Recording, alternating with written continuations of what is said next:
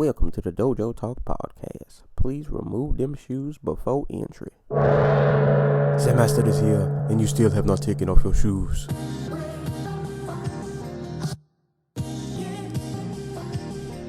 Yeah.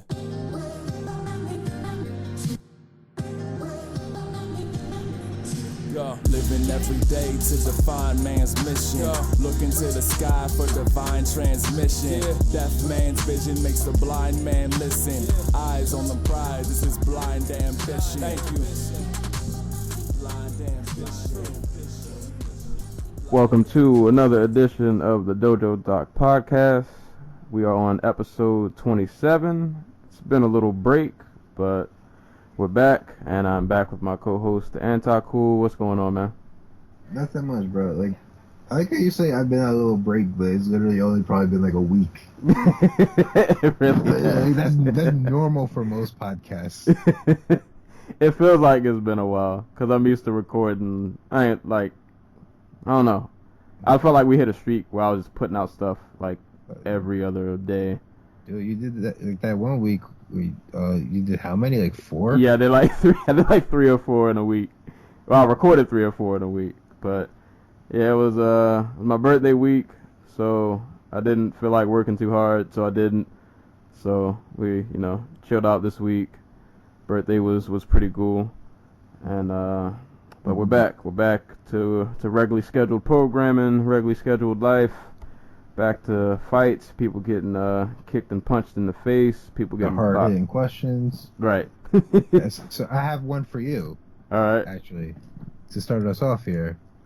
So,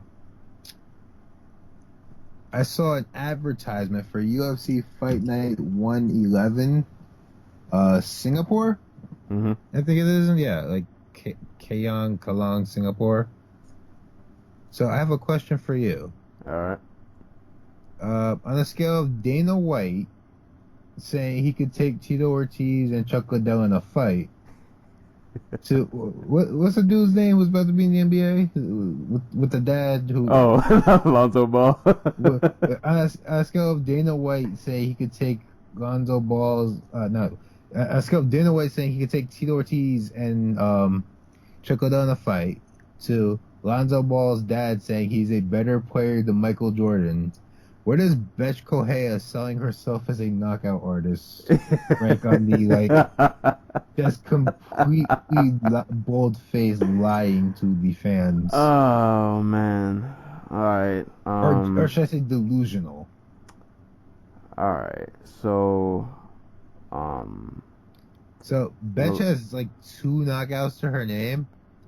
One of them because she she has 2 knockouts to her name.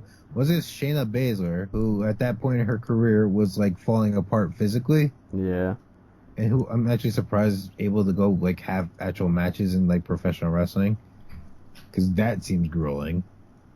And another was to this flyweight named Juliet De Souza. She fought at flyweight? I didn't know that. Betch? Yeah. Oh wait, was it Betch? Wait.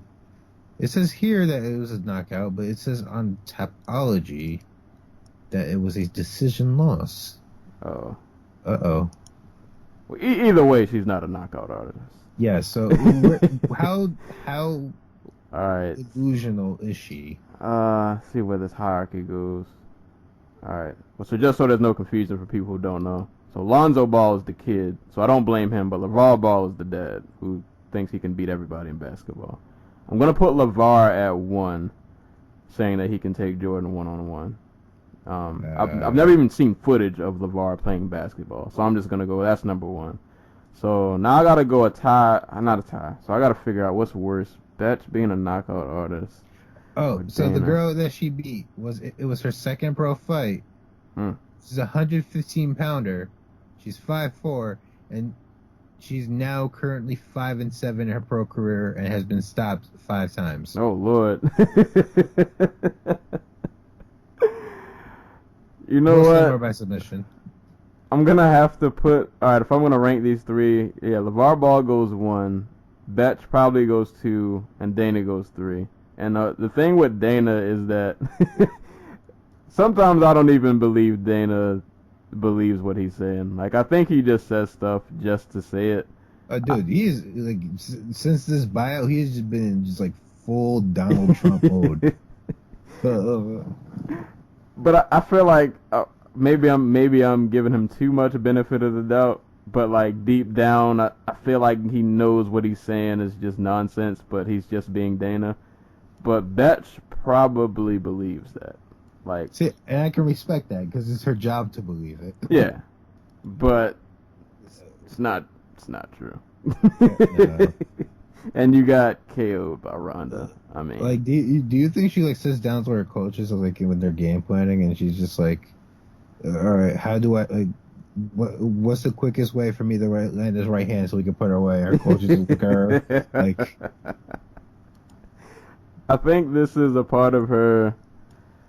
I don't know. Maybe she's trying to. This feels real.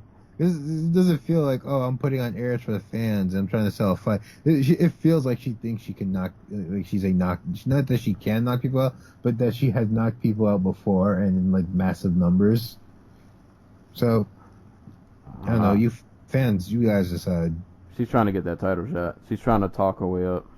I mean, she already did, and it didn't work out for her. Yeah, it did not. It did not. Maybe, yeah. Is she the only one who's been that? Is that Ronda's only KO? She technically knocked out Alexis Davis. Oh yeah, I forgot. Okay. Also, Sarah McMahon. But those were that was like ground and pound, right? Yeah. I think, yeah.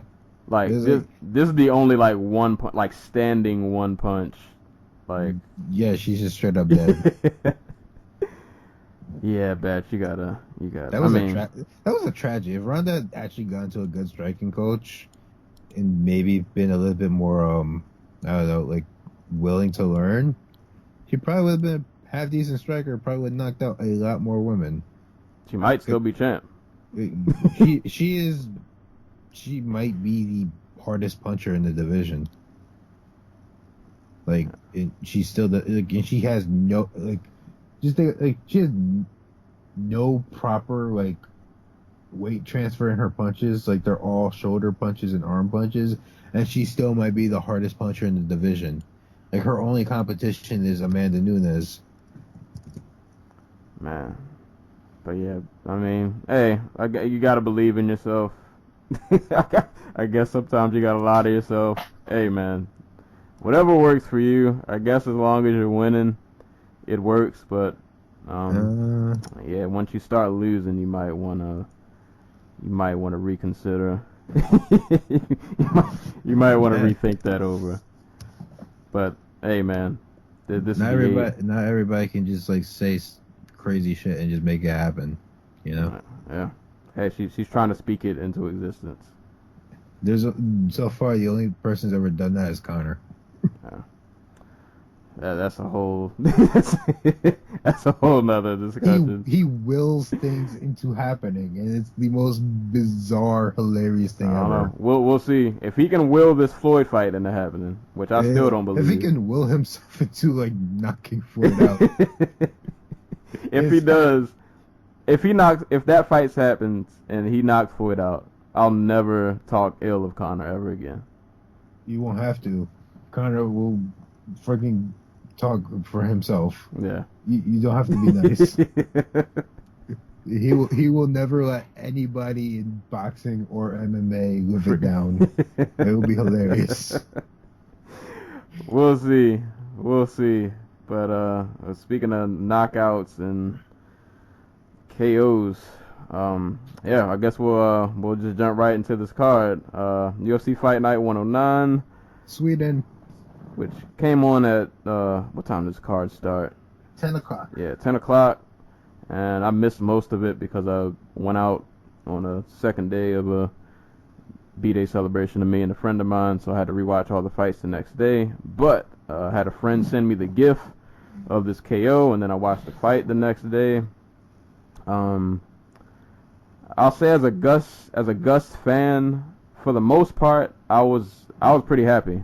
It was bittersweet for me, because I'm a Gus fan, but like I love Glover, because Glover just seems like a really, like he's an awesome fighter, but he just seems like the nicest dude in the world. Mm-hmm. Like you don't So like just seeing him get kind of battered like that was kind of hard to watch. But props to him because he ate a lot of uppercuts. Yeah. I mean, really, he ate a lot of punches in general. But the like flick jab to uppercut combo that Gustafsson threw an endless number of times and probably landed it at least 85-90% of the time. Just busted Glover up. Yeah, man, Gus looked pretty good. He looked pretty confident. Hand speed was definitely good. Like I said, the uppercut was the money shot pretty much. The one thing he did do though that I hope he never does again, but I know he will. The turning and running, I'm not a fan, and it's not because I think he's running from the fight. It's just because when you turn and you're not looking at your opponent at all, bad things can happen. See, I'm really happy you brought this up because if I started off, there'd be a lot more like anger and cursing and stuff. Like when Gustafsson goes first, when he's the one to initiate like an exchange, when he is coming forward, when he is at range, he's as good as it gets in MMA, basically. It's just putting combinations together, getting guys to like duck into his uppercut or stay online for that right hand. But when he is pressured, it's when he loses fights. That's how he loses fights. Besides like the Johnson fight, but he lost the Daniel Cormier fight. I want to say solely, but like he would have won the judge's decision if it not for this one technique, or not even technique. It's like this one reset where he does this, where he ducks to his right, turns face, and just runs away, and it's mind-boggling because he was an amateur boxer at one point. He was a pretty damn good one, and he didn't learn it there, right? Because you can't do that in boxing because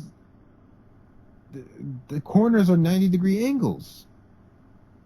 Like this was trained into him by somebody at All Stars, and they were like, okay, if you ever get backed against the cage, you don't want to be there because the wrestlers and all these clinch fighters, and you're a boxer and blah blah blah blah blah. And so what you're gonna do is you're gonna freaking turn, or you're gonna turn all the way around, expose your back, and just run as fast as you can to the center. Like that's the thing. Even like half the time he was even running to like the center of the octagon. Like Glover would chase him a little bit, so he would run along the edge of the octagon until like Glover just gave up or like got tired and had to stop, so he could run back to the center. And he got caught a couple of times too. Like like in the second round before Glover got dropped, like Glover was like wisening up. He was landing. Like I want to say there was like a good 3 or 4 punch combination that Glover landed, where he caught him with a hook as he was trying to escape, and like Gustafsson didn't see it coming, so automatically he covers up, and Glover was able to push him into the cage and land like 2 or 3 more punches before Gus was able to like break it off. And like, there are 1,000,001 different things that you can do to get out of that situation. You can initiate the clinch and turn him around. You can shoot for a takedown as they try to close distance. You can pivot, which is something we know he knows how to do because he did in the last sequence of the fight, where he slipped where he throws 3 uppercuts in a row with the same hand, slips a punch after stepping and pivoting, and lands the punch that ends the fight. Yeah, like we know he knows how to do these things. I don't know why he doesn't do them when he's pressured. And we know, like, it's not a cowardice thing. It's something he's obviously trained. Yeah, it's like a habit that he just, I don't know. It's not even a habit. It's like it is a part of his game plan at this point. Like, it's mind-boggling. He's just wasting more energy. He's giving up like attempts to counter and put his opponents back on the gauge. And I don't get the trade-off And the thing, like after the DC fight, they should have known not to do. Like this is legitimately the thing that cost him the DC fight, because this is where DC was able to close the distance and like launch like 30 uppercuts in the clinch and put Gustafsson against the cage because he kept trying to duck out and like run. So, like, other than that, it was like a picture perfect performance. Picture perfect fight. Yeah, but that one hole it's a glaring hole. Like you have to fix that.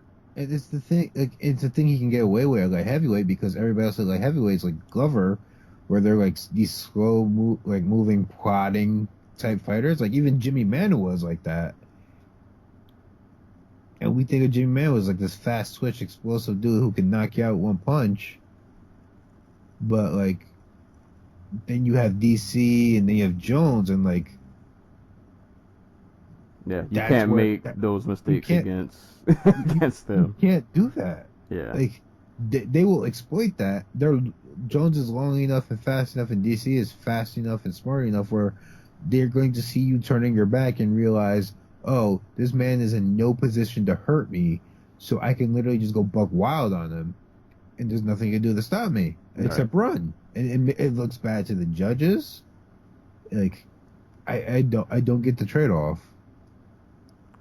Yeah, that was the only thing in this fight that kind of like irked me every time he did it. Like, but if it wasn't for this one thing, Alexander Gustafsson would be champion right now. Probably. That's kind of the most frustrating thing, is like you look at the rest of this fight, and it's just like there were some combos he was landing. Like I think I don't know if it was like round 2 or round 3. Where he did like 20 punch combo. Man, like it was a spinning back elbow or fist, and then he followed that up with like a left right. Like it was like an 80 hit. Like it was like a Tekken combo. Yeah, and he landed every bit of it. Yeah, it was gorgeous to watch. And props to Glover. I don't know how. There were a couple combos that he ate that I just don't know how he stayed up or got back up from. Yeah. Like he took a lot of punishment in this fight. But yeah, other than Gus turning his back and running, like this was a picture. You can't ask for a better fight. And you mentioned it earlier, that finish and combination. I've rewatched that last clip so many times. I can't think of another time I've seen like in boxing, kickboxing, or MMA where I've seen like a guy just land 3 uppercuts in a row to finish a fight like that. Like, yeah, that's some shit you dream about. Right. Like on the heavy bag. Like you don't actually do it on the pads because your coach is like, that's never gonna happen. Right. But I think though with his uppercut, he does a good job of like, there's not a lot of wind up. There's no wind up. He doesn't get too low on it. Yeah. And the way he throws it, it's not like an up and down type thing like a lot of boxing gyms teach nowadays. It's an angled thing where it goes out, and you can see Glover was trying to like back out of a lot of the uppercuts, and they were still like landing because Gus wasn't putting them on an angle where they would come up. They would go up and out, so they would still catch it because Glover would move his head off the line, and Gus would just continually land them, and Glover had no answer. That, and especially with the last 3, like, he flicks the jab out really quick too, and it's not even like a real jab. It's kind of like I feel like it's kind of just to distract you a little bit. It's just to get a reaction. Right, and then the uppercut's right behind that, and it's so fast. Like, yeah, that finishing sequence was beautiful, and then the right hand to end it, and it was kind of sad seeing Glover on the floor like that, but that finishing KO sequence was awesome. And then he proposes to his girlfriend. Like, that's probably going to be like KO of the year. Yeah, I wouldn't doubt it. That's up there. Like, oh god. Oh yeah, I feel like we should give the people a disclaimer. I meant to do this in the beginning. Yeah. So there was a freak electrical storm going on. So now it's just a thunderstorm, and I live in the attic.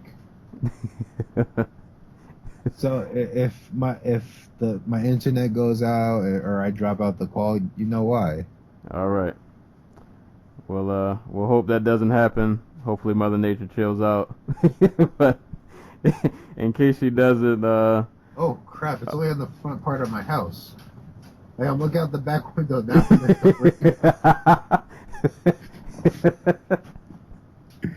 there's one cloud, and it's just it's sitting right there, and it's not moving.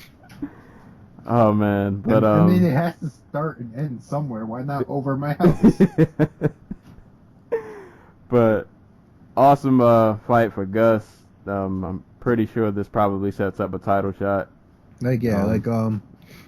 So they announced today, today, Jimmy Manuwa versus the winner of the next fight that we're going to talk about, Volkan Ozdemir, for UFC 214. Same card as Jones DC2. What I think will happen is Manuwa's on that card in case DC or Jones can't make it. And should he pull out, and should one of them pull out, he's obviously the guy who's going to step in and fill in. Right. But Gus is going to get the next title shot if they both make it to the date. All right. Because he's the bigger money fight on pay-per-view. Right. So if DC somehow pulls it out and beats Jones, he goes on to fight Gus again. Or if Jones wins, they do the Alexander Gustafsson Jones fight that they wanted to do 3 years ago. That's what I've been waiting for. I know the hype has died down a little bit, but I've been dying to see that rematch. So that's the fight I want to happen, but MMA's a crazy sport. You kind of never know. You still got 2 months before, John Jones is literally probably just starting camp. Right. And he tends to do his stupidest crap while in camp. So there's time for things to go bad. Yeah, it's time for shit to fall apart. But I will say my prayers to the MMA gods every night that we keep Jones safe, at least for these next 2 months. Shouts at John Jones, who's the only person on planet Earth who thinks he wasn't doping. John Jones literally thinks that nobody in the world thinks that he's doping. He was doping. Yeah. So I find that shit hilarious. We'll see. I hope he keeps it together, man. Just for the sake of that division and its future. For the sake of MMA, because now that Ronda's in, he's good. He's the second biggest draw the sport has. Right, and the Gus fight, not the Gus. Well, the Gus and the what's his name, DC fight should do bank. Right. So yeah, we kind of need you, Jones. We need you to. Those fights might be the only ones to. Those cards might be the only ones this year to break 500,000. Right. So, and I mean, it would be a good. I guess it'd be a pretty good story. Hopefully, if he actually has his life together this time, but I mean, he doesn't. he could still make it to fight night. He's going to go home and do coke. Hey man, as long as you can make it to fight night, whatever you do in your off time, as long as you don't get caught. I straight up don't give a fuck if John Jones is coke. He's young and he's a millionaire. He can do whatever the fuck he wants. Right. Just make it to fight night. That's all I care. That's all I ask of you. Don't fucking get high and drive your car into a pregnant woman's car. Yes. And what time of day was it? 11 o'clock in the morning? Right. Yeah, just go fight and just go home and don't go anywhere. To get people to get your groceries for you, don't leave your house. Just stay in a bubble and stay out of trouble.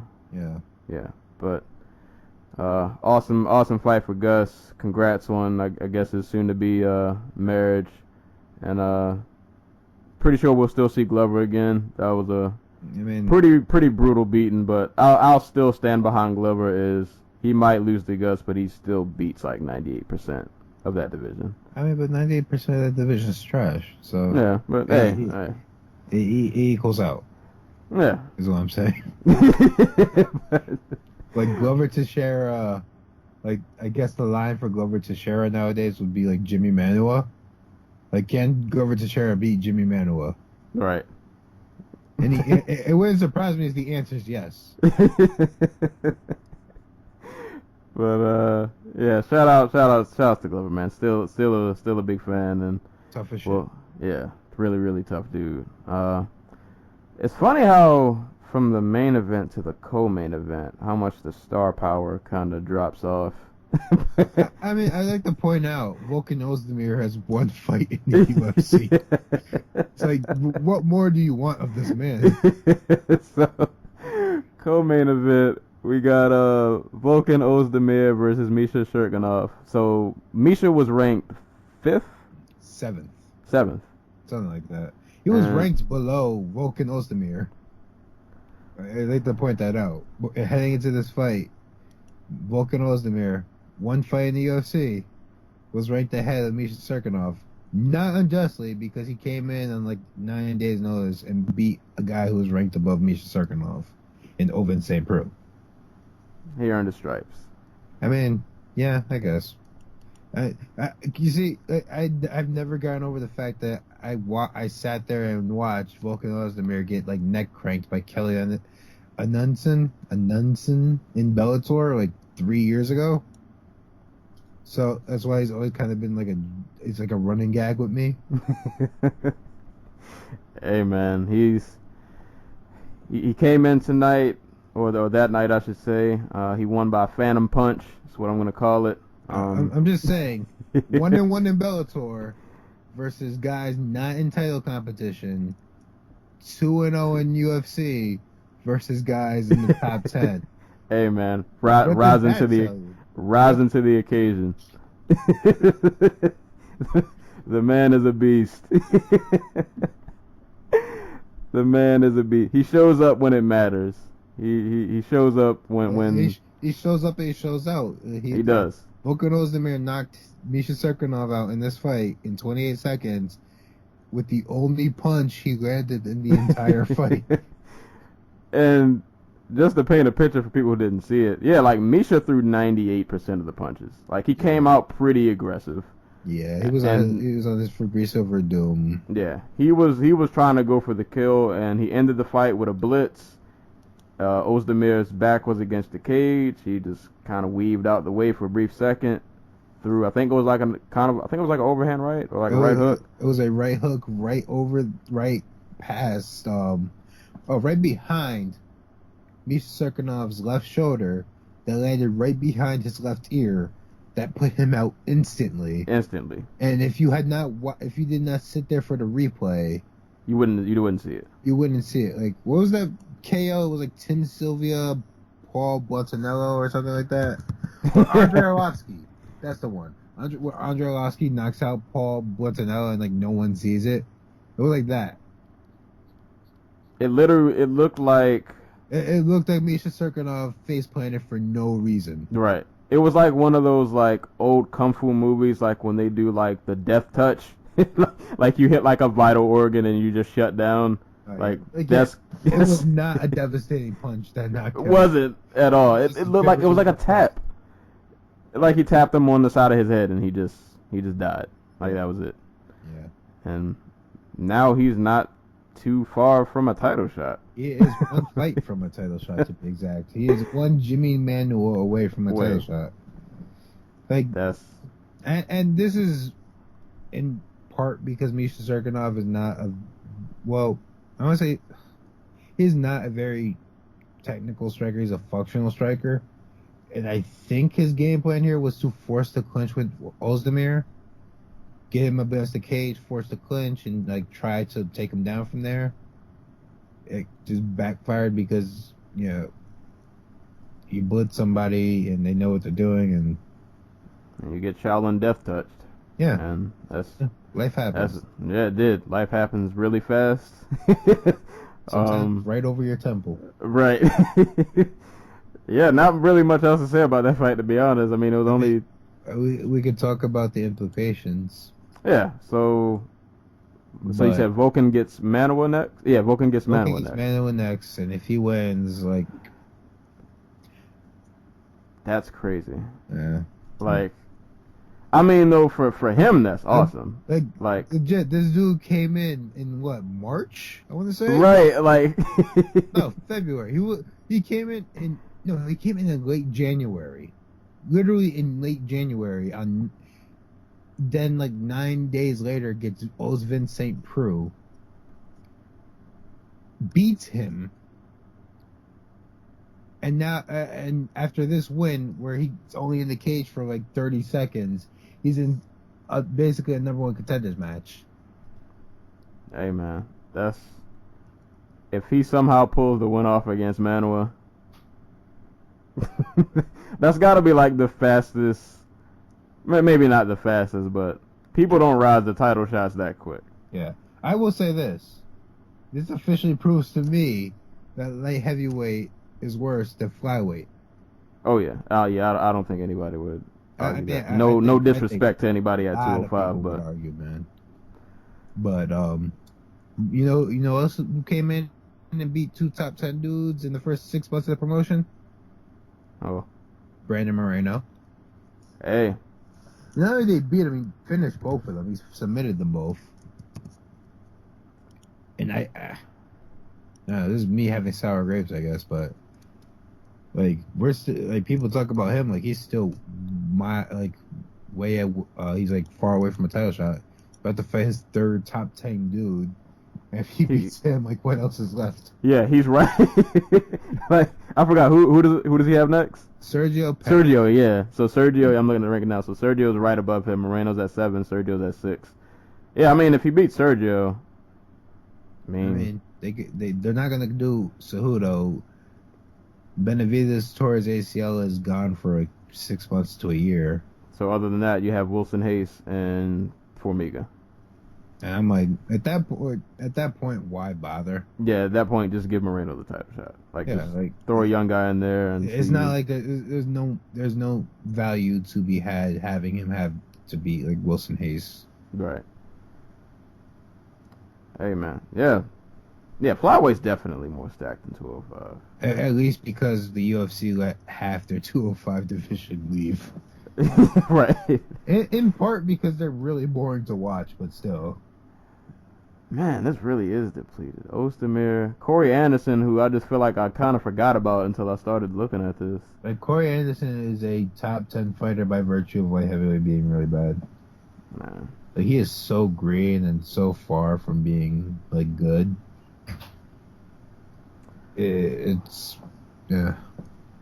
Hey man, shout outs to Ozdemir. I mean, if they traded Corey Anderson, Phil Davis for Corey Anderson. I'm just saying. They are. I don't want to say the mirror images, but yeah, because Phil Davis can wrestle. Yeah. And like submit people sometimes, maybe. But hey, man, shout outs to Ozdemir. He's putting in work. He showed when the bat symbol shows up in the sky, he's there. Shouts to Kelly Edmondson. UFC, you should sign him. Book the rematch. Let's get this shit going. Put him in the way of the title shot. Yeah. He's the last boss. He hasn't fought in like 3. He hasn't fought since the McGeary fight. Damn. Ooh. That sucks. It's like he was like 29. God, McGeary. That's what happened, man. I don't want. You live the life of a champ, bro. Even if it's like a B team champ. It's like the guys who win the AAA title in like baseball and just like fade away because they're like, I accomplished everything I'm going to accomplish. Man, I'm not even gonna get in the shout outs to Liam McGeary. But, if you haven't seen it, go see his like My Life thing that he did for Bellator, the animated thing. It's hilarious. I hope he can find his way back. But that's another story for another day. Rolling on to this next fight. We got Peter Sabata and Ben Saunders. Yeah, not a whole lot honestly to say about this fight. I will say that Peter Sabata is officially in that like welterweight mid-tier class where everybody's just really violent, but they can't break through the top 15 for some reason. So they're just like they have to fight one another to like to try and break the fight to top 15. Well, So he's like I mean, two means now. I don't even. I guess. Yeah, I guess he's. Yeah, I guess you could kind of throw him up there. I mean, yeah, this was for all intents and purposes. This fight definitely did have moments of spurts of violence. Actually, I think he dropped Saunders like out the gate. I think. Yeah, he dropped him in the first round. He I dropped legit him. thought it was over. Yeah, he dropped him within like the first couple of seconds, and then they kind of. But after the first drop, wasn't a whole lot going after that. Pretty much Sabata just kind of throwing one. Yeah. Throwing 1-2. Saunders kind of, I don't know, I felt like he was kind of, I don't know if the word, I want to say lazy. I don't know. Like. Ben Saunders has always been awkward, and it feels like he's fighting at half speed because he's not very Yeah, like there wasn't a whole lot of offense really going. And then the times where he did show offense, he was repaid with left hooks. Case in point, the second time he got dropped in the first, he threw a body kick, and Sabata countered with a left and dropped him. And that kind of became this. This is a story of Ben Saunders' career. Throws a kick and gets knocked down. Like, I'm like 90% sure that's how both the Douglas Lima knockouts happened. And those are some violent. I mean, this one wasn't actually. No, this one was kind of bad too. Dude, he got kneed the shit Yeah. out So the second round, just to describe, it wasn't a whole lot going on up until, like I said, it was kind of a lot of Sabata putting on pressure, throwing some 1-2s. Saunders just kind of being a bit lackadaisical for. I mean, like, he probably was not all there. In all fairness. Yeah. And then he threw a kick. He got countered pretty viciously. He got put on quit street for a little bit. He tried to survive. Eventually, he ate a knee. Like, it looked like he got rocked, and then like he tried to like back away. He stumbled a little bit as he was backing away, and like somebody just threw a knee. And like halfway flying, halfway he can't really jump that high, so it didn't. Right. But it put him down, and he was out. Yeah, at that point in the rough. He wasn't even out. He got back up, but he was like clearly like just like fighting. Yeah, like he had taken so much punishment up to that point that I didn't have any problem with the stoppage. Like he was taking a beating at that point. It really was. There was nothing else to see in that fight. I like Saunders, but yeah, there was no after the knee. There was nothing else to see. That was. Saunders is not. I'm trying to remember, because I think he got cut, won a fight, and then came back. But he has not looked good the last like 3 or 4 times I've seen him. I know he's won like 2 of those, but still he didn't look good. And I'm starting to wonder if keeping him around is a good idea. For his health, anyway. Yeah, he hasn't been the most, I guess you could say, like consistent since he's came back. Well, it's not even just like consistency. It's like quality of performance. Because he'll still win fights and just not look good. You know? Yeah, and then in a division like this, you can't have fights like that. Like there was no, I don't know, like I felt like he didn't really have, there was no like sense of urgency.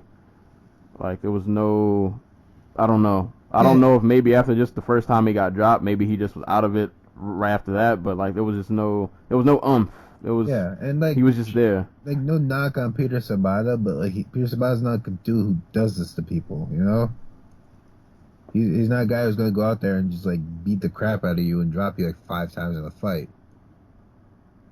Hey, that tells me Saunders' his chin is probably not in a good place. And considering his fight style and like the fact that every fight's going to be a war, it's probably not a good thing for him. Yeah, Yeah, I don't really have much else to say other than that. I mean, Right. props to Sabata though. That was a nice violent performance. Yeah. A nice, yeah. I mean, yeah, and that probably does put him in that, like you said, that middle tier of people who just kind of go out there and scrap and hope that they can get enough consistency to get in the top 15, but they're probably just outside of that window. Yeah. On the outside looking in. They're like Alan Joban trying to beat Gunnar Nelson. Like he can, but like he won't. Cause that's not what you're meant for, man. No. I'm sorry, Alan Joban. But solid performance from him. Vicious knee, pretty vicious knee. So yeah, shout outs to him. Ben Saunders as far as the future. Yeah, I'm not really sure what's next or if there even needs to be a next, but I guess we'll see what happens.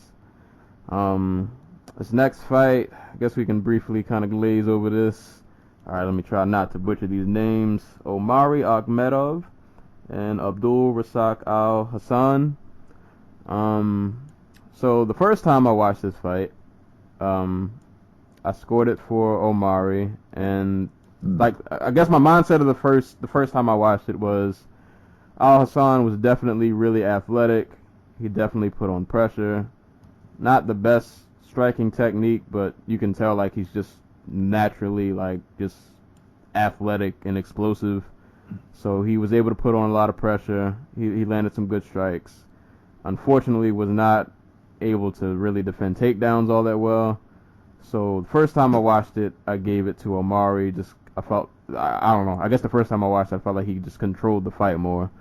But as I mentioned before on another podcast, that I'm trying to get into the habit now of watching fights when they're muted. So like it helps eliminate any crowd bias or any like what's the word?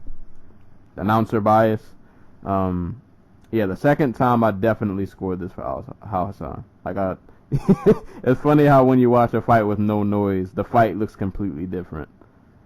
And yeah, like Al Hassan definitely, like nobody got like rocked or anything in this fight, but rewatching it the second time, Al Hassan definitely landed probably, I'm gonna guess he landed more strikes, or at least the cleaner, more powerful, more effective. Omari got takedowns, but he honestly didn't do a lot with them. So, I mean, I can see why somebody would score it for him. I get it. But it was a split decision. I went Omari's way. I would have gave it to Abdul. But how'd you score the fight? I don't remember. I don't care. I like Al Hassan. Like it sucks he's like 31, but at welterweight, that could mean he could go another 5 years. It means next year he could all of a sudden be washed out. So, whatever. But yeah, Al Hassan is weird in that he's a ridiculously strong puncher. Like the fact that Omari Akhmedov did not get knocked out in any round, because it is just astounding. Because Al Hassan wasn't just touching him; he was hitting him, like just straight power. And this fight is, I think they mentioned it during the broadcast, this fight is longer than all 7 of Al Hassan's other fights put together. Right. And it was so after like the second round, because he'd never seen the second round before. I think collectively he had like 6 minutes of ring time.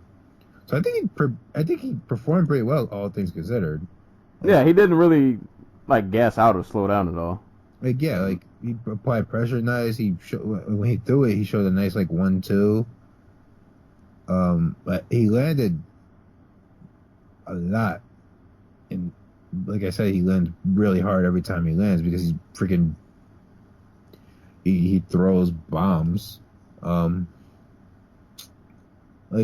you gotta be able to stop the takedown, and I was actually really surprised.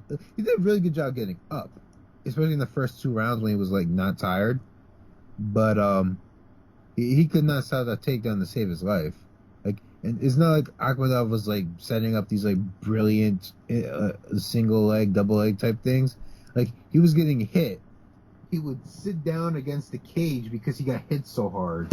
And then he would duck under and grab Alessandro by his waist and just, like, bully him to the ground, like, bull rush style.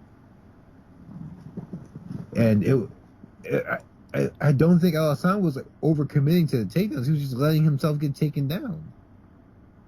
And this is not, like, this is a guy who should have really good balance. He was at one point, like, an Olympic level judoka or something. I'm not sure how good Ghana's judo team is, but still, like, it should be better than what it was, and it wasn't, sadly. So it's not a loss where I think it hurts Alisson, because Akhmedov has like 3 or 4 times as much experience in the cage. But like, yeah, there are some red flags to be addressed. Yeah, That's not a bad thing. This is like I said, this is the longest any of his fights have been. This is probably the first time he showed any weakness in the cage for his team to go focus on. But yeah, like for Akhmedov, all this really does is just show how freaking tough he is, because he is not a very I don't want to say skilled, but like technically proficient fighter. right. Like, Yeah, he's not really great at any one. He is big and he is tough and he is strong, and that is what he is good at. Right. But hey, he eked out a win. Yeah, I honestly don't have much else to to say about that fight. Did you know this is like Amar Akhmedov's like 7th fight in the UFC, 7th or 8th? What? Hold on. Let me look at his record. Let me see if his name rings It's any. 2 fight a night bonuses, by the way. What? Yeah. Okay, hold on. Okay, so he fought Kyle Noak. I don't remember that fight, to be honest. He fought a man whose name is very long that I will not pronounce. Yeah. All right, he fought Sergio Moraes. Yeah. I probably saw that fight, just didn't remember him. He Like, fought Gunnar Nelson. Yeah. He got like submitted or knocked out in like the first round or something. Why? I don't remember him at all. Me either. Like, I remember the name. I don't remember anything about him. Like, I remember when he came in, there was like a rush of signings. Like, I think that was around the time that Albert Tumanov came in. What was the brother's name? Gusgassan Umalatov, I think, was one of the dudes who was coming in at the time. Like, it was just like random Russian dudes who the UFC could like wrestle away from M1 and Fight Nights and ACB. So I don't know. I don't remember what my point was. Point being, he's probably not going to fight for a title. Yeah, I think. No disrespect, but yeah, that's probably. This is probably his safe to ceiling. say. Just fighting really athletic dudes and maybe eking out a win here or there because they are technically fraud, and he is, for the most part, well-rounded and tough. So yeah, let's say he'll be one of those dudes that can stick around. Just clearly based on toughness. Like, he'll be able to eke out wins just because of that. Guess moving on. Oh, I lost the card, but I remember. Okay, the next fight, I don't have the card in front of me. So the next fight, I think, was Nordine Taleb and what is the gentleman's name? I don't want to miss. Oliver Encamp? Encamp, yeah, something like that. So I believe this was Oliver's UFC debut, I think. Yes, and he was making his debut on short notice, replacing... I don't remember. Somebody. Like, Somebody. I actually enjoy this fight. Like, I always like seeing people how they're gonna do in their debut, and even though Encamp lost, I still saw things out of him that I liked. He's definitely a pretty flashy striker. You can definitely tell though that he is really green. Like, experience will definitely do him some good, but he definitely has a lot of flashy strikes. Looks like he has a karate base. It's just a lot of the flashy techniques he tried to get off just didn't really work.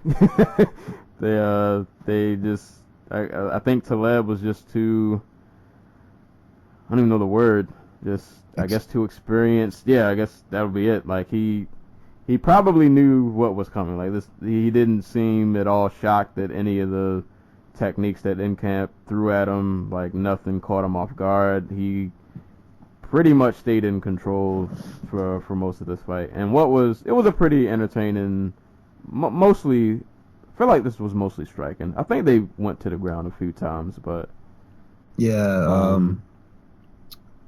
Encamp showed that like his primary defense on the ground was like to go for rubber guard or something. Yeah, like go for rubber guard, like try to get a triangle or something, not get back to his feet. But like, yeah, Encamp is really green, and I think his biggest problems here were just like Taleb's like really big and really strong.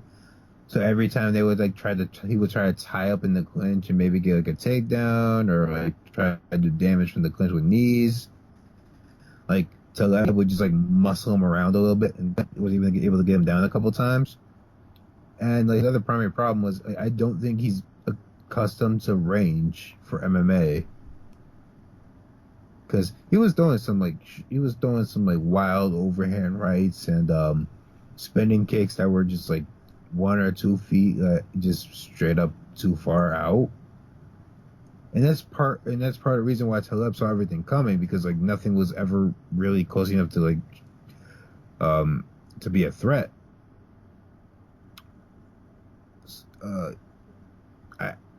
I like a lot of what I saw from Encamp. I don't know where he goes from here as a fighter. Like Taleb is not a dude who you want to fight. Like he's impossible to look good against. He is a skilled, tough dude.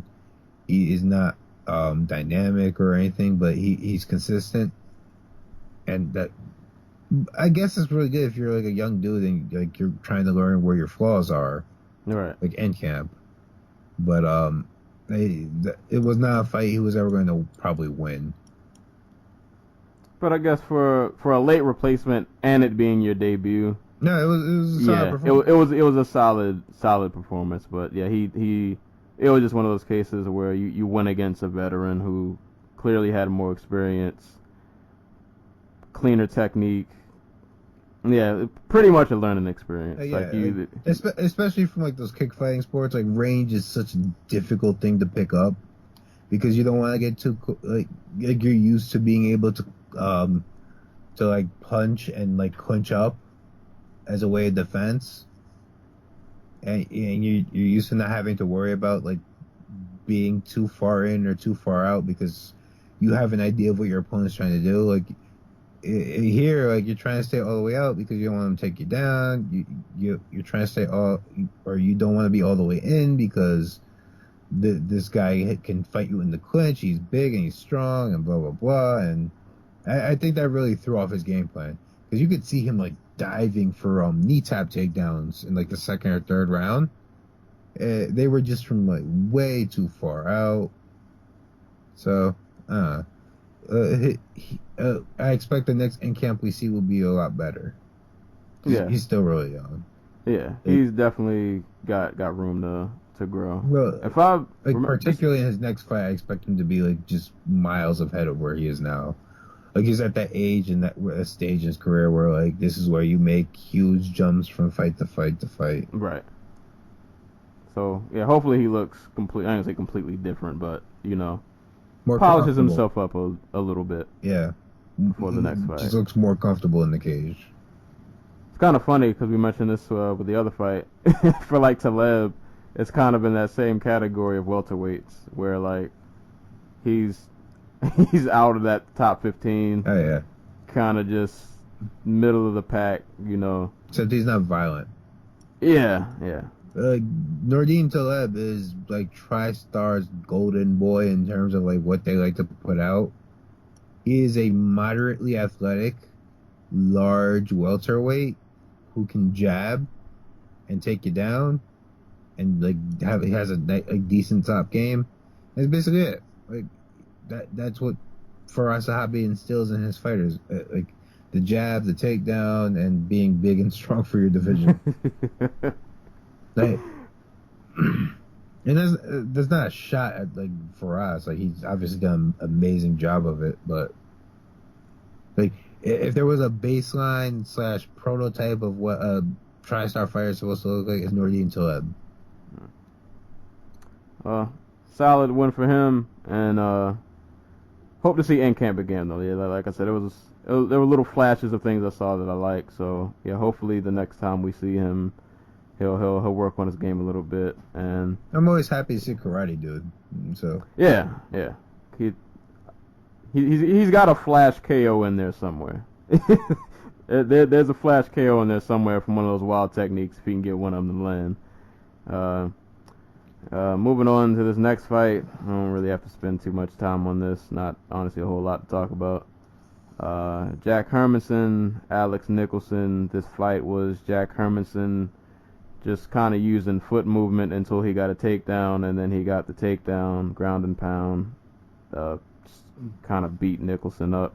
That's pretty much the whole. I think he had got him up against the cage, beat him up a little bit, and then somehow I think he had took his back, flattened him out, and just kind of repeatedly punched him over and over until the ref decided that was enough, and that was it. Yeah. And any day, any card where Alex Nicholson gets knocked out is a good card, because fuck that guy. I'm trying to remember. What did he do? He's the racist who beat his girlfriend / wife. What? Yeah. I don't remember hearing about this. Really? No, I don't. I don't remember hearing about this. If I remember correctly, he left contusions on her. Oh man. Yeah, it was not pretty. So. And this was while he was in the UFC, or was this like a while ago? I think his girlfriend dropped the charges or something like that. I'm not 100% sure. I know the UFC investigated it and they let him back on or whatever. But yeah, he got lumped up for his troubles. I'm just never gonna be a fan of him.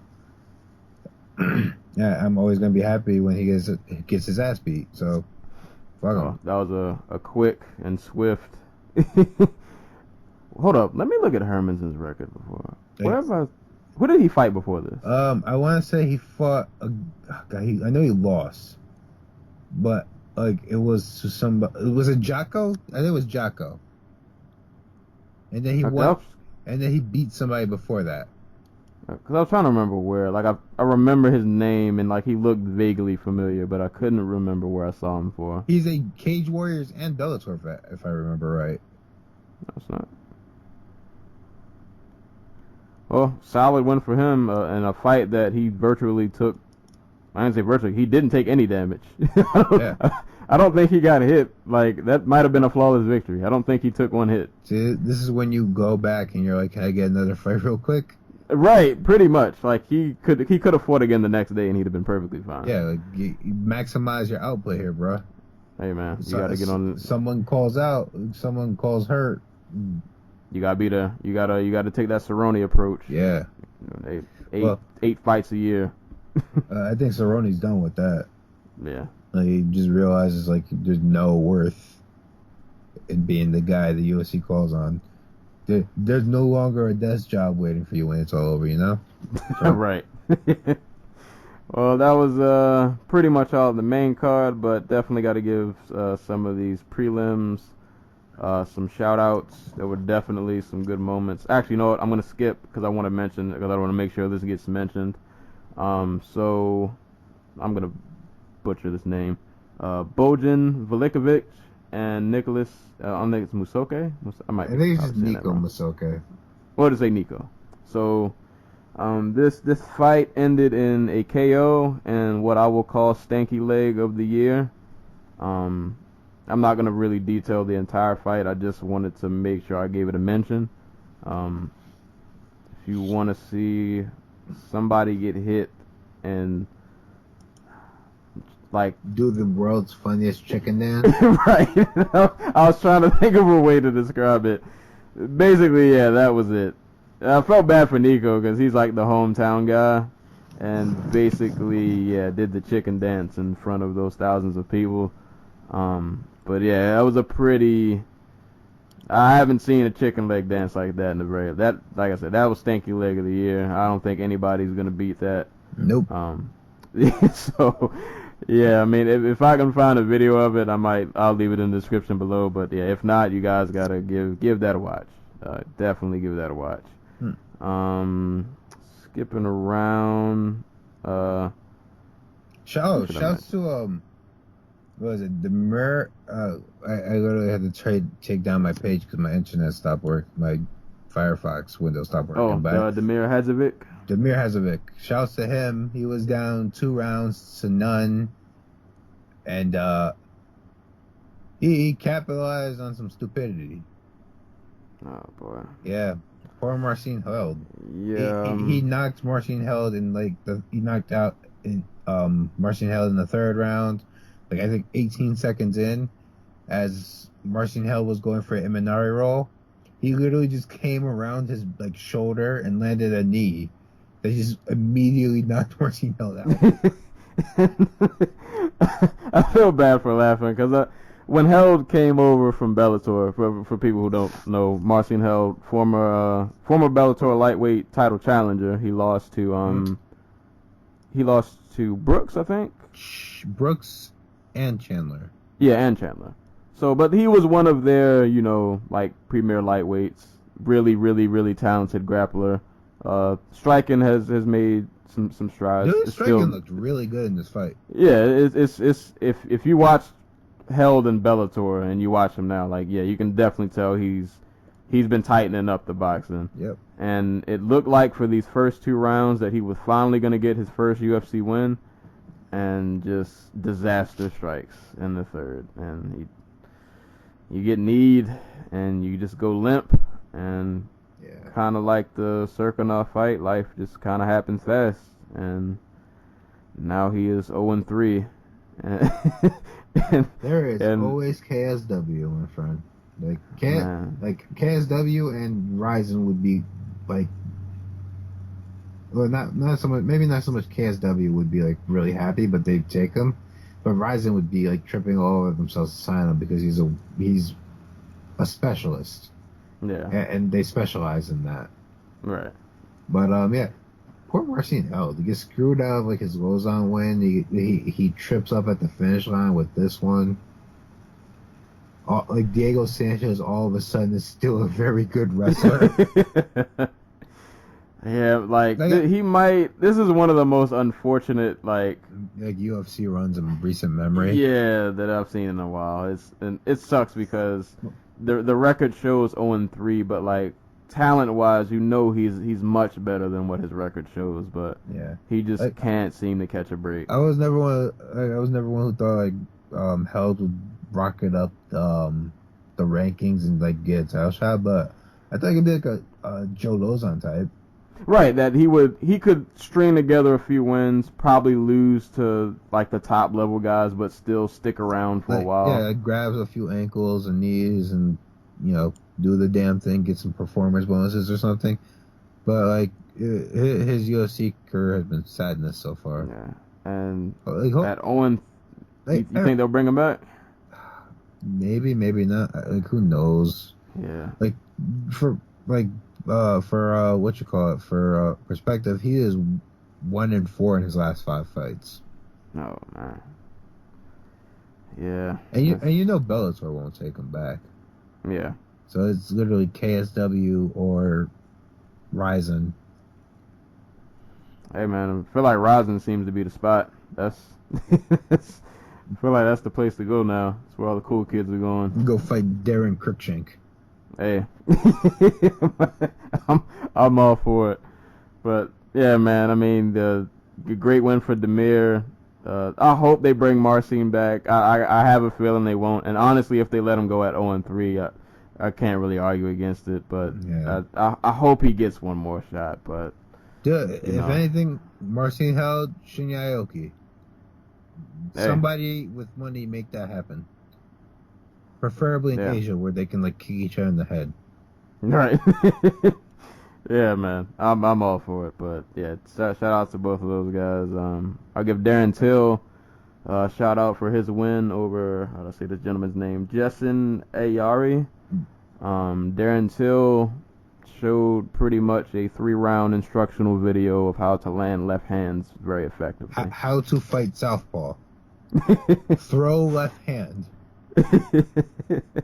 Repeat. You're right. It's the Conor McGregor game plan to like a T. It was. He did everything but the KO. Yeah, and that only didn't happen because Justin Ayari is made of like brick. Yeah. Because goddamn, he ate everything and the kitchen sink and still managed to walk away from that fight for some reason. Like, Till's whole approach to the fight was pressure. Maybe throw the left hand, maybe wait for Ayari to commit to a right hand, step pivot, throw the left hand. Like that, me comparing to Conor McGregor, that was Conor's game plan. That is Conor's game plan whenever he fights somebody who's shorter than him and right-handed. Like that was his game plan against what's the dude's name? Mendes? Not Mendes. No, Mendes, yes, but Alvarez.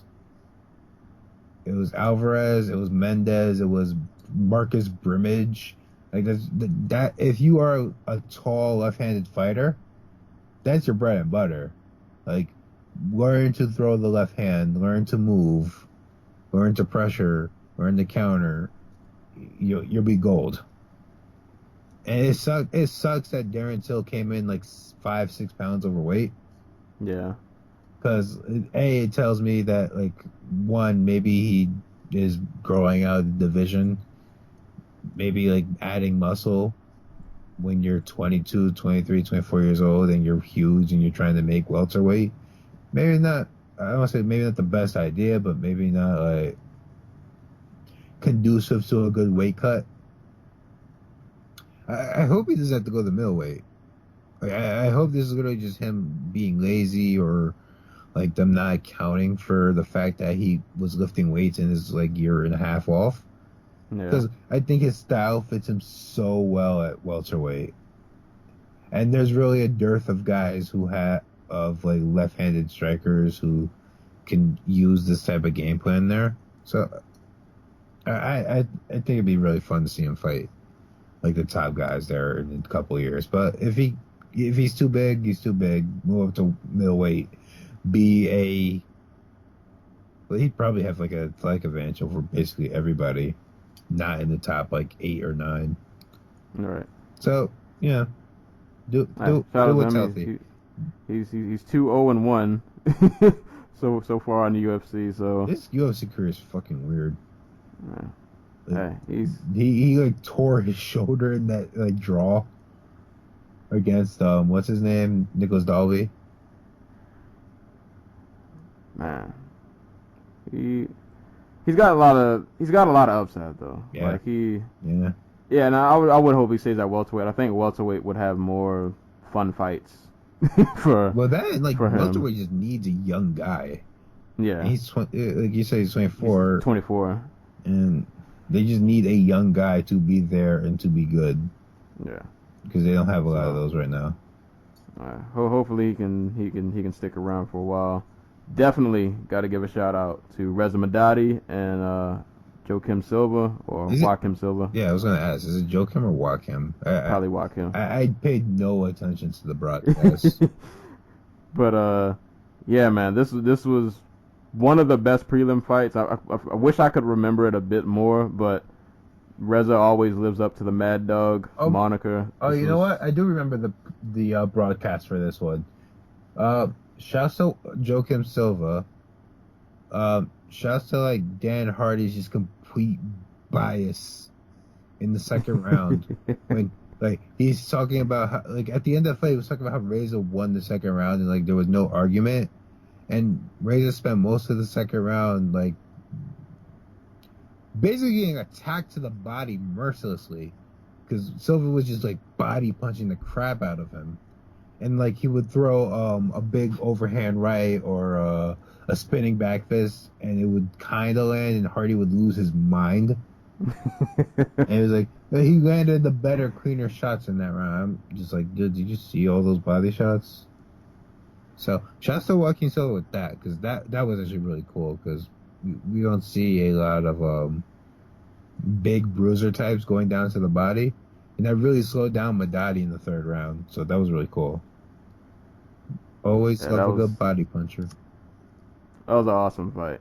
That was a pretty awesome fight. Yeah, I wish I remembered a little bit more, but that was probably one of the best prelims, and I guess last two shout-outs just to round out the card. Trevor Smith got a unanimous decision over Chris Camozzi, and Pedro Munoz took a unanimous decision over Damian Stasiak from Yes.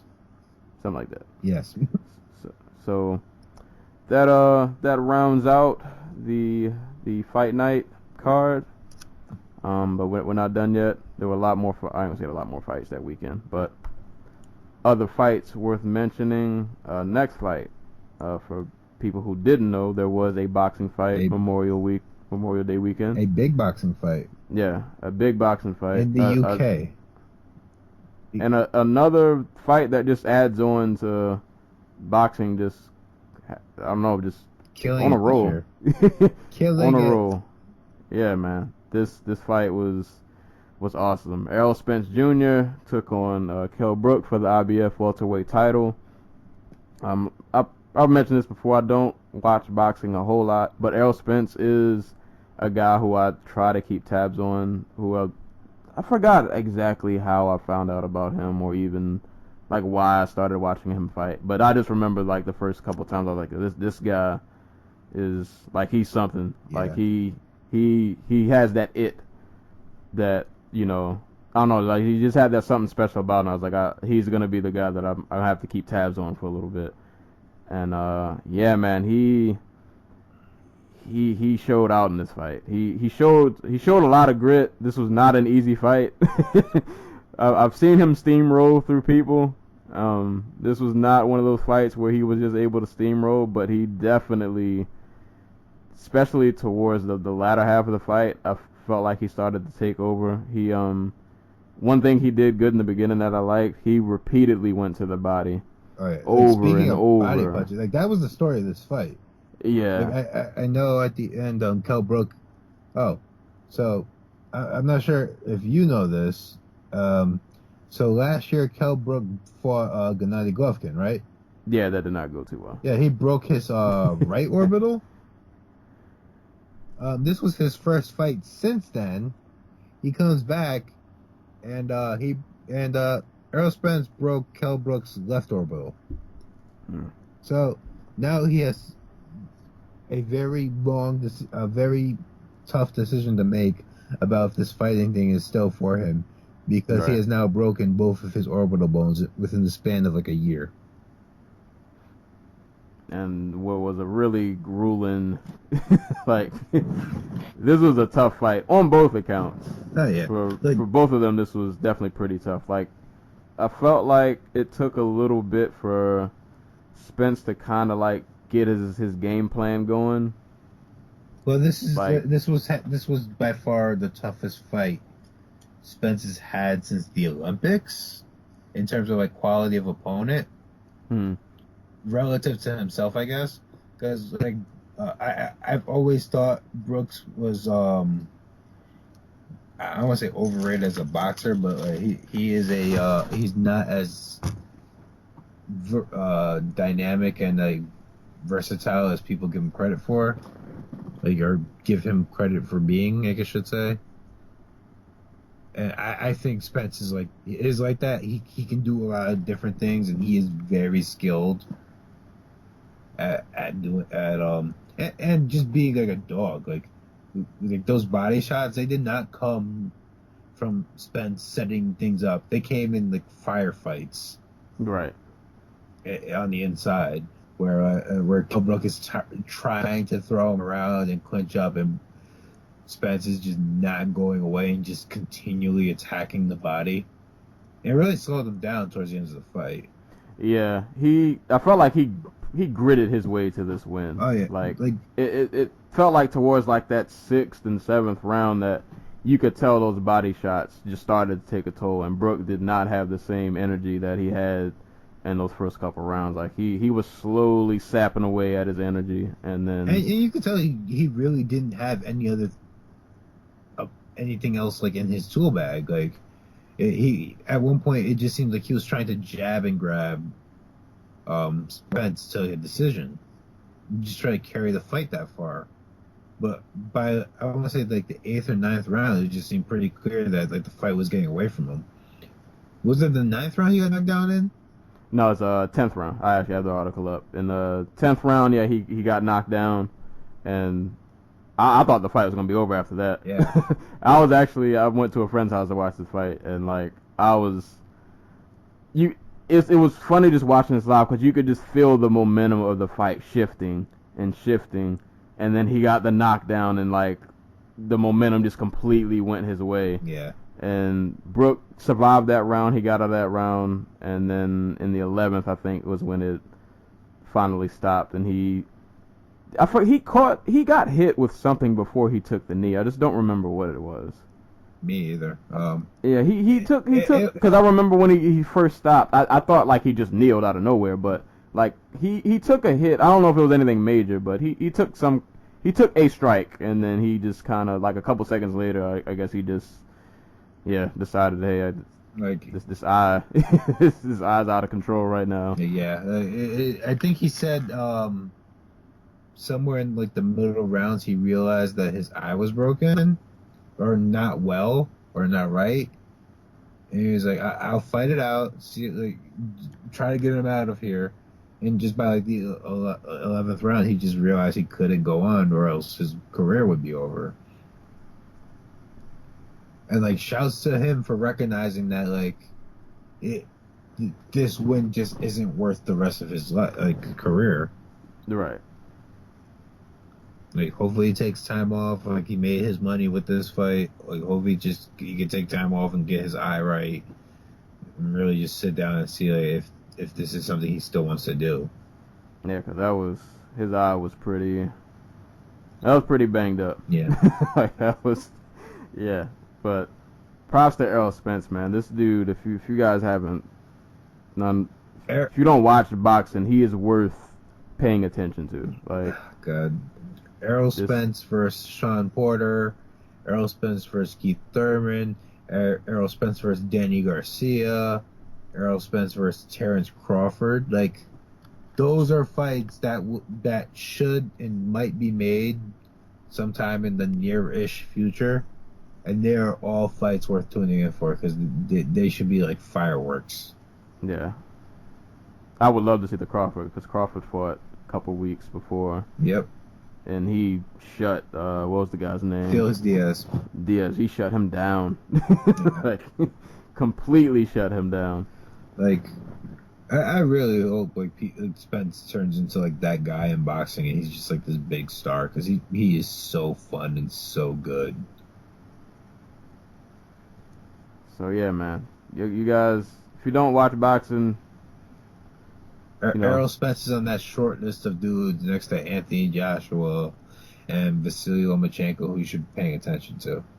Yeah, and just shout out to boxing though, man. Like I said, we've said this before. Like all of the boxing fights that I've got around to watching this year, whether I watched them the night of or I just happened to catch them the next day, like they've all been really good.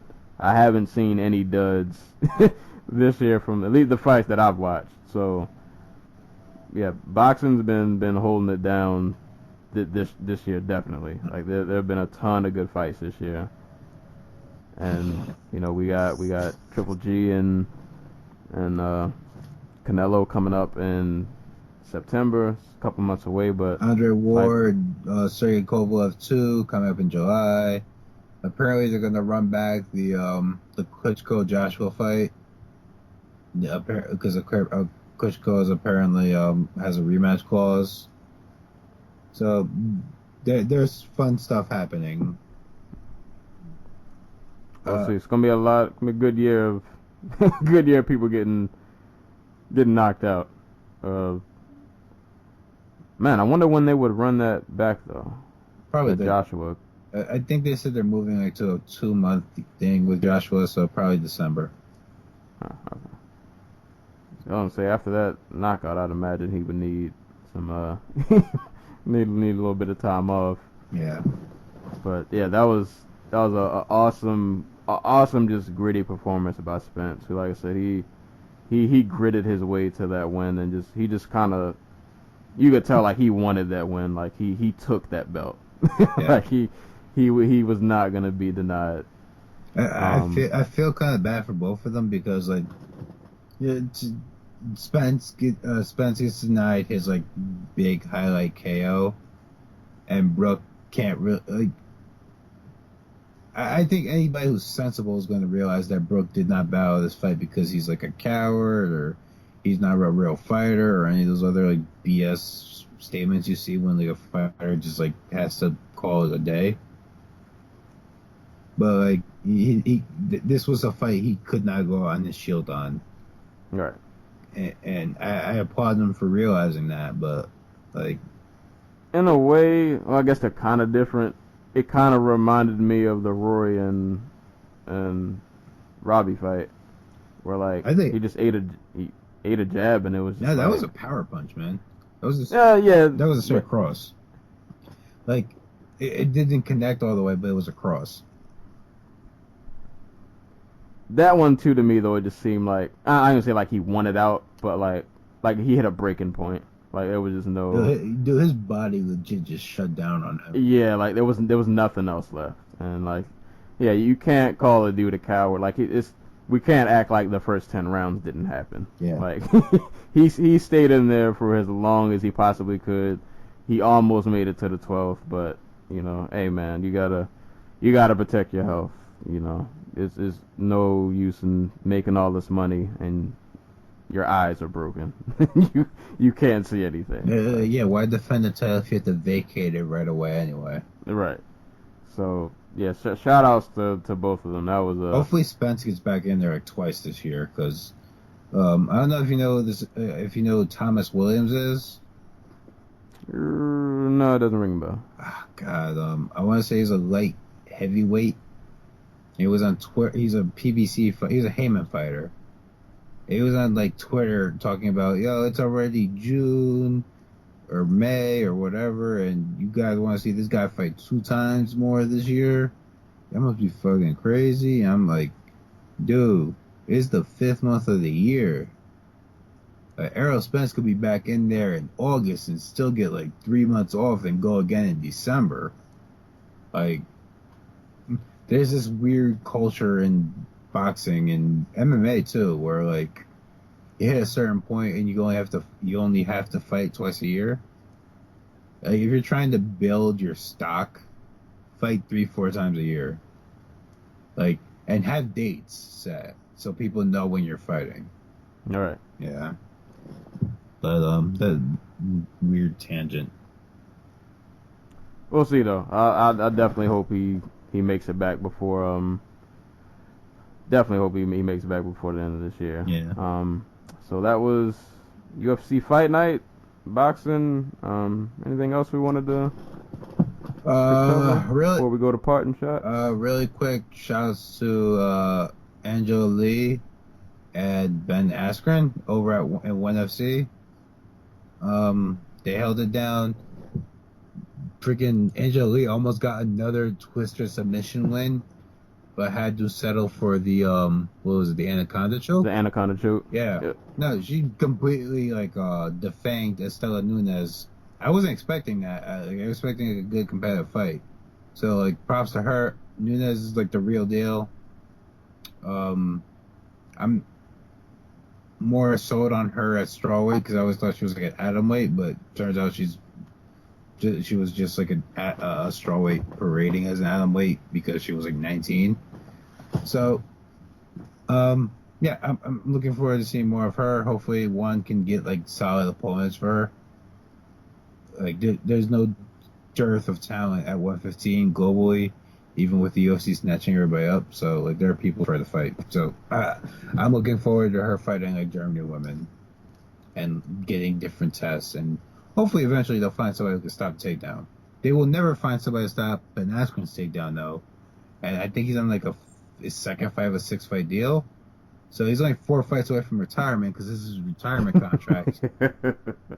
and they found him like a 6-fight into his career, 21-year-old Malaysian fighter for him to go beat the crap out of. Yeah, it was funny because when I watched the fight, like the time of the video said 9 minutes, but the fight was like 1 minute. He mauled that. Yeah, he mauled that man pretty fast.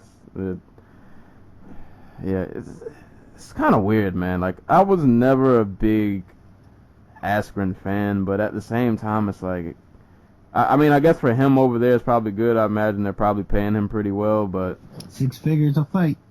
Hey, man, yeah, get your money. I feel like he's always gonna be that what if, like, not that. I didn't think he was gonna come to UFC and be champ. I don't think he would have. But, like, I just would have liked to see him face the top guys just to see what he could have done. It would have been worth if he just came over and fought Damian Maia. Because I'd pay good money to see that. Because that sounds like so much fun. Yeah. I was never on the bandwagon that Ben Askren was, like, the most boring fighter in the MMA. Like, he closed out his Bellator career, like, with, like, 2 of the most one-sided beatings over some really talented dudes. Yeah. Who he made look very average. Like, his last decision win in Bellator was the Douglas Lima fight. After that, he stopped Carl Amasu in the 3rd after he beat him so badly that his eye was basically falling out. And Andrei Koreshkov, which has, like, the greatest strike differential I've ever seen in a fight, where, like, Ben Askren landed something like 270 punches to, like, Andrei Koreshkov's 3. So that tells you what you need to know about, like, that fight. Like, I didn't find either one of those fights boring. And then then obviously he's been, like, running through guys and won, but, like, I would have loved to have seen him in the UFC and fighting top guys and, you know, the Johnny Hendrickses and Damian Maias and Jake Shields of the division. But what if? Hey, man, he's making money. Let the man. Right. Yeah. At this point, I guess he called out the middleweight champ. He realizes that maybe fighting 6-0 Malaysian just turned adult fighters isn't enough. It might not look too good, so he's just going to go do the same thing at 185. Like, it wouldn't surprise me if he could move up to 205 and beat Brandon Vera. That's not me joking. Like, he's out wrestled dudes who compete at 197. Well, hold on, I thought Vera was a heavyweight now. Is he? Yeah, I think Vera's a heavyweight now. Something. Maybe. It wouldn't surprise me to move up to heavyweight and beat Vera. Like, God, what's the dude's name? No, not Quentin Richardson. It's Quentin something. He was a former Penn State wrestler, I want to say. I don't know if you remember Agron, like his Ben Askren's wrestling promotion, his like Metamorphosis / Polaris style wrestling promotion, where he'd have like amateur wrestlers wrestle for money. He wrestled this dude who was on the national team, who was a former Penn State like 2-time champion at 197 pounds or something like that. And he beat his ass. like he tech falled him by like 20 points. It was insane. Like Askren is the real deal when it comes to folk style wrestling, or just like wrestling in general. Like, yeah. So it wouldn't surprise me if he could move up and like out wrestle the 205 or even the heavyweight. Like, especially in one where like. He's probably gonna do a wieldy. I'm pretty sure if he goes up to 85, yeah, he's probably getting that belt. Like if King Mo can out wrestle Czech Congo. I think Ben Askren can out wrestle some heavyweights. Like, Very valid point. Get freaky. You don't have an athletic condition. Get freaky. Do whatever you want. Yeah. Very, very valid point. Those are actually going to be my 2 shout-outs, but I guess I will give a shout-out to Gary Tonin, who took on Shinya Aoki in a grappling match. I finally got around to watching a straight jiu-jitsu match.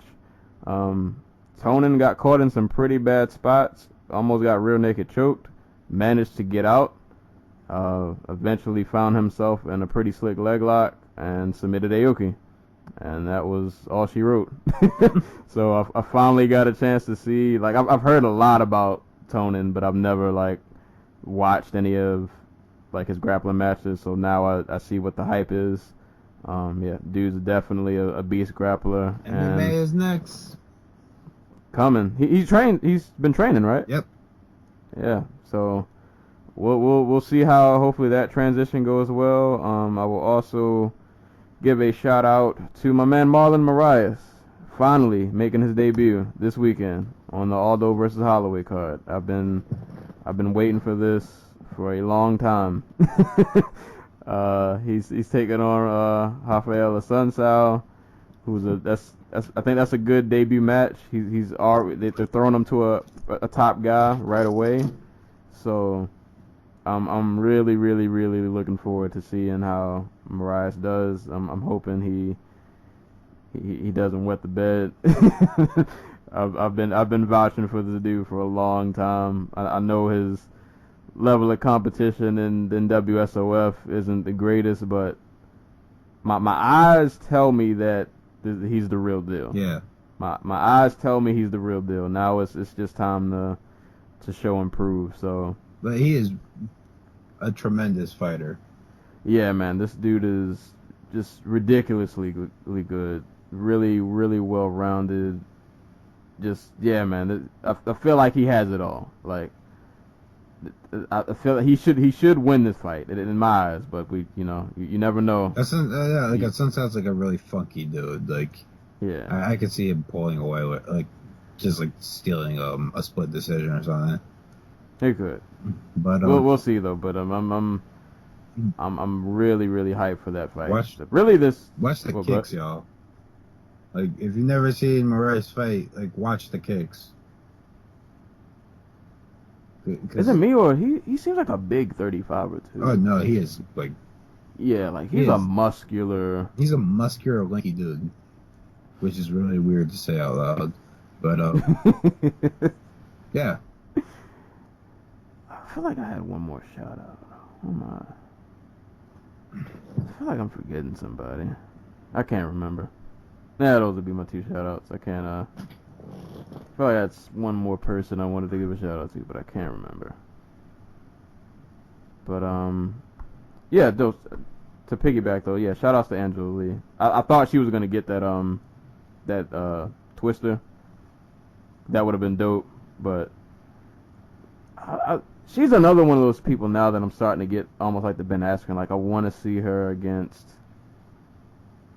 I don't even know. I can't even really think of a specific name. Like, but I don't think she's ready for top 10 competition.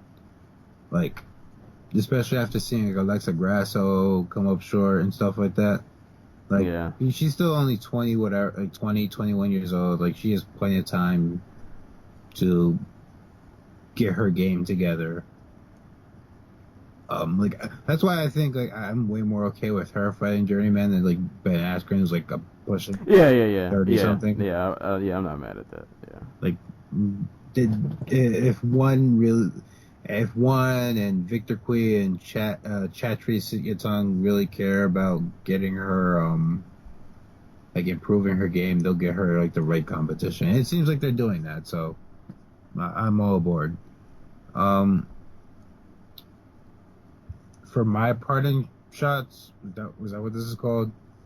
I honestly God don't remember. I'm so tired. Yeah, I'm just making up stuff. Yeah, sure. Yeah. Just so y'all know, this is like pushing midnight. Like, I worked all day, so. No, you're good. If I sound out of it, that's why. Oh no, definitely. They understand. We're working people. So parting shot number 1, KSW 39. As of this recording, I have not seen it yet. I've been busy with work. It sounds amazing. It sounds amazing.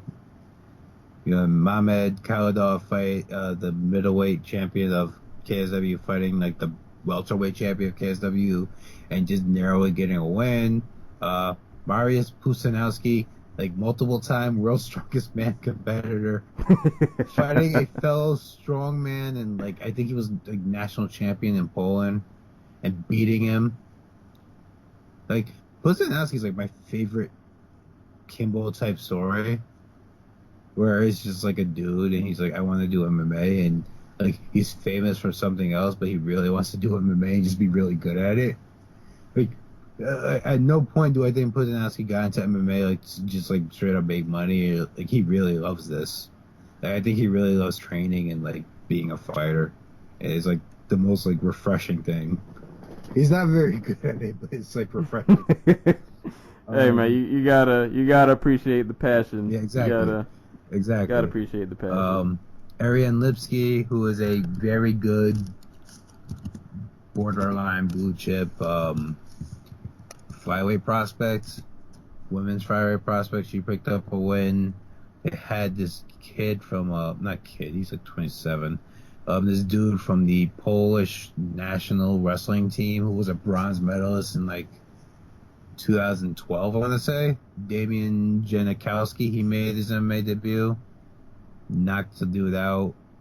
Gamrot bit Norman Park, which is awesome.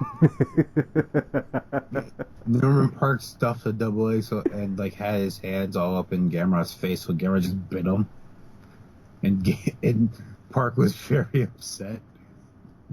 So there's that. Oh, how the hell did I forget this?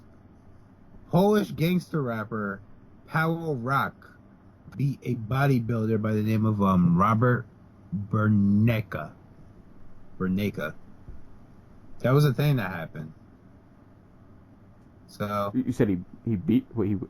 So Polish gangster rapper Paweł Rock beats Robert Berneka, who is just a straight up bodybuilder, not like a strongman, just like a bodybuilder. And that's one of my most favorite sentences I've ever said. Is there any Actually, you know, I let me just get like two more, because shouts to Ann Wolf, former middleweight champion and owner of one of the most vicious knockouts, regardless of gender and combat sport. Like, it's one of the most vicious knockouts in combat sport, where she knocked out Vonda Ward. She is going to be in Wonder Woman. Hey. She is going to. I can't remember the name of her character, for the love of God. But she's in Wonder Woman, which opens Thursday. By the time y'all hear this, it'll be in theaters. So, you know, if you have no other interest than just going to see Ann Wolf try to act like a like, if you know anything about Ann Wolf, she is street to her core. And I mean that in the nicest way possible. Like, she's like just this like tough ass woman who takes no shit from nobody. Like, this woman that's trained a world champion boxer. I think she's like the first woman to do it.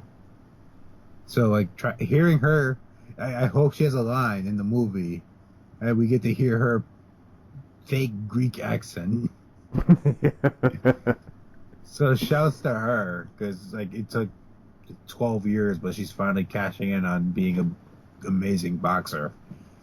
And shouts and my last priority shot to speller number 11 in the Scripps National Spelling Bee. Because what did he what did she? What was like her her moment? So for one of the many hats I wear at work is I organize the spelling bee in my area, and she is the girl who won from our area, and she is heading to the finals tomorrow, and and if she wins if she makes it, she stays in the competition tomorrow, and she's only going to the last 46 or whatever the number is, she'll be on the Friday. She'll be in the Friday finals, like the kid who was last year. So just shouts to her, because I spent a hell of a lot of time and hours of my life putting together that spelling bee. So thank God somebody's getting something out of it. Hey, your hard work went to a good cause. I mean, you know what? I'm not saying anything, because they might. There's a 1 in 100,000% chance they might be listening. Well, shout outs to her. You better win. I got two. I got just two quick parting shots. First parting shot. Shout outs to the Maryland's men's lacrosse team, who won the national championship last weekend in lacrosse. They took down Ohio 9-6. Oh, they beat Ohio State, my bad, 9-6. So quick shout outs to them. Lacrosse is one of those sports that I don't really understand the rules, but I watch it because I find it entertaining. So shout outs to them, hometown, winning their championship.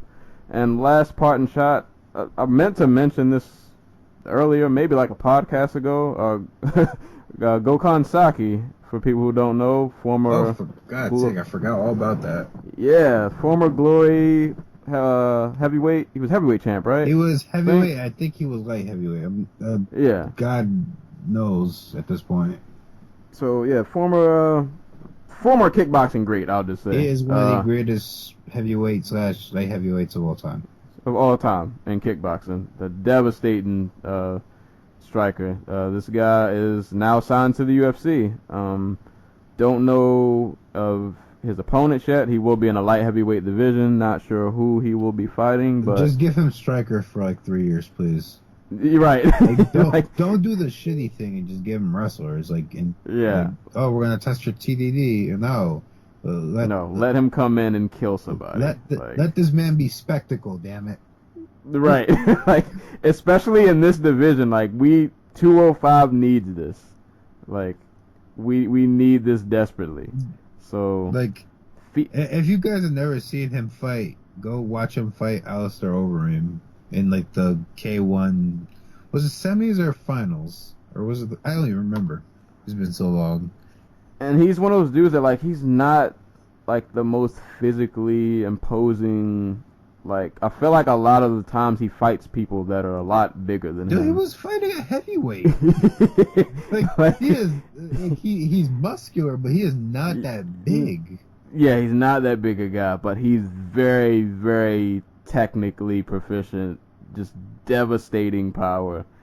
And if he can transfer that to MMA, you know, he's gonna he's gonna kill some people. Like, it'll be fun and awesome. Yeah, it's in a division that can use any excitement that it can get. I'm very interested to see how this turns out, and like you said, yeah, I hope for his first 2 to 3 matches, don't give him a grappler. Give him somebody that is stupid enough to stand and bang, so he can just murder them on TV. This was what Fabio Maldonado was made for. Right. But they used him up.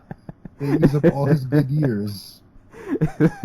So we have to find somebody else that is foolish enough to stand in front of us. I'm trying to think of like who's in the light heavyweight division.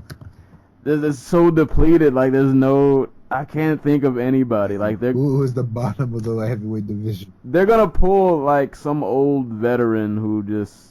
I don't know. I don't know if an opponent at this point that you give him, but you have to. Who are these people? He needs something kind of like how like Wonder Boy's first fight was. Like, give him somebody that he can just get a quick highlight KO reel over. Like, and we can just watch him violently just murk somebody. Yeah, exactly. I'm looking at the bottom of this division. It's just a bunch of like 0-0 guys. Right? Yeah, like there's no. Yeah, like the division is just so. Yeah. I don't know who they give him, but I'm waiting for this, man. I haven't watched him fight in a long time. Abdul Karim Edilov. Oh my God, sure. He's still on the roster? Like, no, like that's not probably somebody I would give him in his first fight. But Edilov is a dude who is cousins with the Kadyrov, who is the warlord who's in charge of Chechnya. Oh yeah. And he's also the guy who got knocked out by his cousin in like training, and the video went online, and he has not been seen since.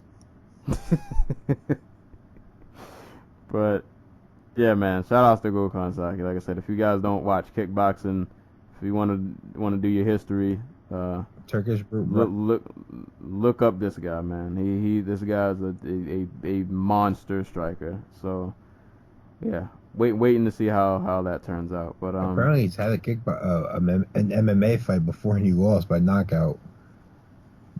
What? But that was also like 13 years ago when he was. Okay, all right. I was about to say, 20. please don't tell me. All right, I was gonna say, don't tell me he lost like a year or two ago, because then I have to take back everything I just said. I know he was only like 20.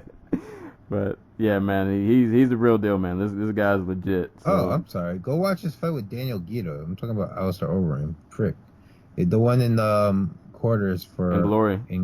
No, the one in the quarterfinals for the K1 tournament in 2010 that Overeem won. It's part that fight with Guida is part of the reason he lost to Overeem. It was just so violent. Oh my god. Where's Guida nowadays? He's like I want to say he's like a activist now. Like I see videos of him in like Romania, and like he's being an activist for something. Like he's priced himself out of glory, so now he's just like doing the activism thing. Yeah, 'cause he was another guy who was, he was really, really fun to watch. It was really, what was really funny?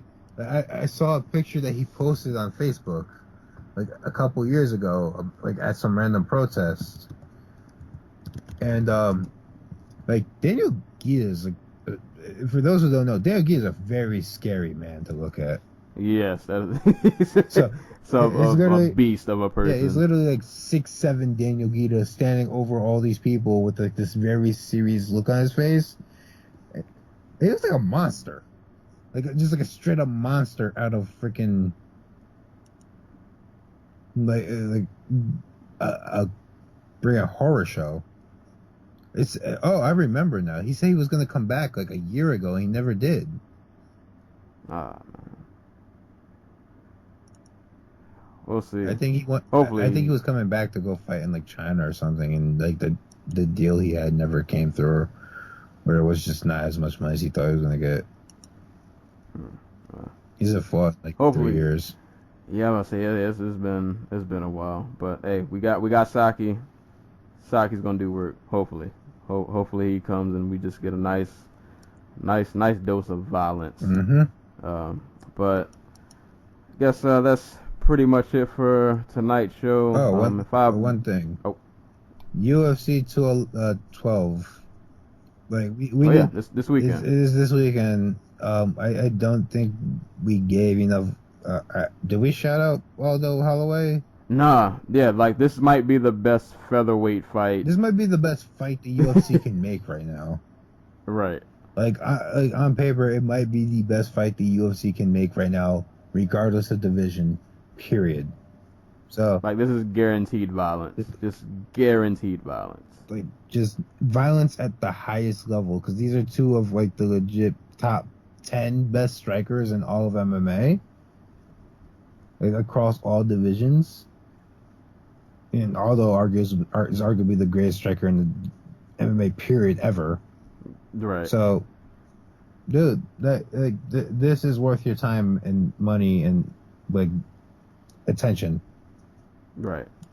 Because especially, I mean, you got a champ who, I mean, aside from Conor, has pretty much been flawless, and Holloway, who's like just this young dude, just ripping through everybody, just like he's finally come into his own, and this is the moment where we see if he can put it all together. Not to mention, although said if he won the title, he's probably moving up, so that opens a whole world of possibilities. If he wins, Holloway, if he wins and defends, is probably going to move up eventually because he's freaking huge.